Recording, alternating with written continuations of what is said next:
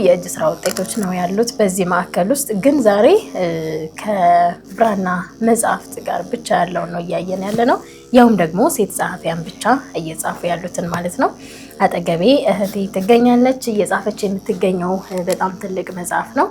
ያው ከሜላድ ውስጥ ጸሐፊ ሆኜ እገኛለሁ። አሁን የምጽፈው አርባዕቱ ወንጌል በግዕዝ ብቻ ነው የምጽፈው። ከዚህ ቀደም የጻፍሻቸው መጽሐፍቶችስ? ከዚህ ቀደም እንደ ስርዓቱ ስልጠናው ሙሉ ወስጄ መጀመሪያ ላይ ውዳሴ ማርያም ጻፍኩኝ። ከውዳሴ ማርያም ወንጌል ዮሐንስ ጻፍኩኝ። ወንጌል ዮሐንስ ጽፌ አርባዕቱ ወንጌል ይሄን ራሱን ሙሉ ጻፍኩኝ። ተጽፎ አልቆ ተደጉሷል። ቀጣይ ደግሞ መጽሐፍ ቅዱስ ውስጥ በህብረት ነበር የሚጻፈው። እሱ ጋር 4 መጽሐፍቶችን ጽፌያለሁ። መጽሐፈ ዕዝራ ቀዳማዊ፣ መጽሐፈ ዕዝራ ካልዕ፣ መጽሐፈ ጥበብና ዜና መዋዕል መጽሐፍትን ጽፌያለሁ።